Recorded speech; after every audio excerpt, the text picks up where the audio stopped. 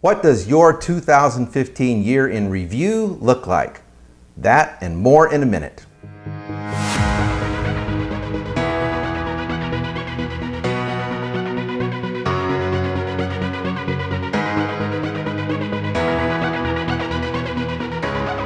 Hello everybody, and welcome to another episode of the Paul Montelongo Show. I am Paul, and I'm coming to you from my place in Charlotte, North Carolina on beautiful Lake Wylie, where I'm spending the holidays with family and friends.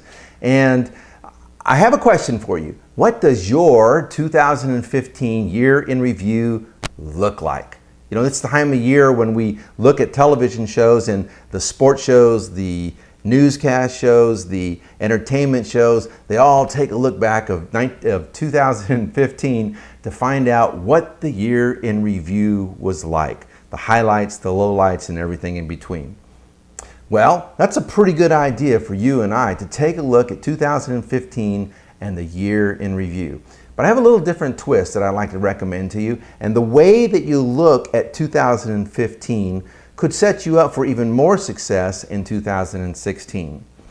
We want to have, of course, a candid, honest, approach to looking at 2015 and what happened in 2015. In the areas of our family, of our relationships, of our income, our money, our business, health and fitness, your spiritual path, your personal growth, the finances. Those are all some of the key areas that we'll take a look at in the year in review of 2015. But what I'm going to recommend to you is that you take an approach with three basic points. First of all, I don't want you to be Pollyanna about the year of 2015, nor do I want you to have like an Armageddon type attitude, okay? Take an honest look at what could have worked better. And there's no need for us to beat ourselves up or say, I really thought I was going to lose 15 pounds and crap, I only lost 12. That's not the kind of questioning that's going to serve us when we look at the 2015 year in review. So, what could have worked better? Next, what really worked well? Take a look at the things, the areas in your life that worked well, that you felt you had a grasp on, that you felt like you were really in charge of and on fire with. And then thirdly, let's just have a neutral approach to some of the year. Like what things, they didn't work that great, they didn't work that bad, they just kind of existed. Maybe they were just in motion because we'd set them up in previous years. So take an honest look in those three areas. It's like what could have worked better, what worked really well, and what is kind of so-so. Where's the neutrality in what happened in 2015? Now, here's the key. The key is in the question.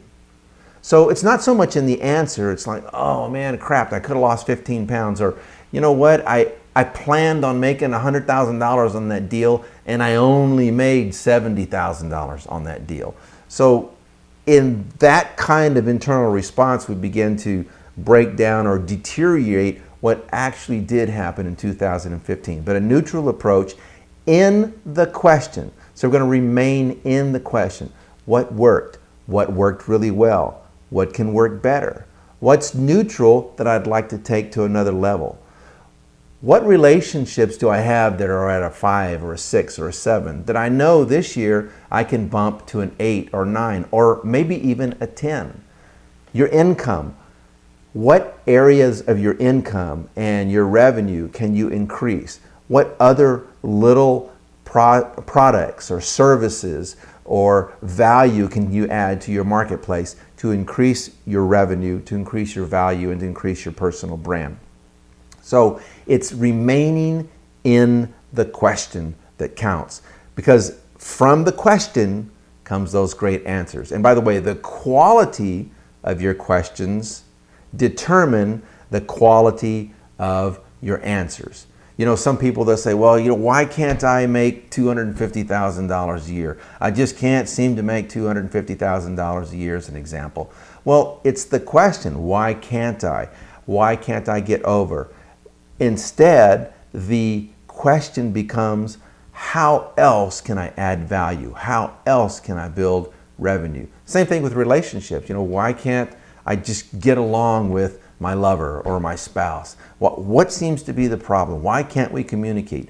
Rather than what are the opportunities to increase intimacy, to increase relationship? So remain in the question, be in the question. And as you go forward to 2016, I find it very, very valuable. Anytime I have any kind of a challenge, business challenge, relationship challenge, even personal growth or spiritual challenge, it's if I can remain in the question and continue to ask the question in an empowering way, then eventually, usually sooner than later, eventually the answer surfaces.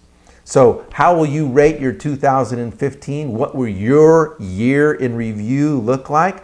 Remain in the question, be candid, be neutral, and make a commitment to improve those areas in 2016, and you'll have an even greater year in 2016 than you did in 2015. I want to thank each and every one of you for watching my episodes and for following me on Facebook and following me on Twitter and subscribing to the YouTube channel. By the way, if you're following me right now on Facebook, please share this and like it. If you're on YouTube, go down below and give me your comments, your feedback. Share it on Twitter, just social media, just share it everywhere. And I really, really appreciate that. I really look forward to talking with you again in 2016. I wish you the very, very, very best. Happy holidays, Happy New Year, and I will see you again soon.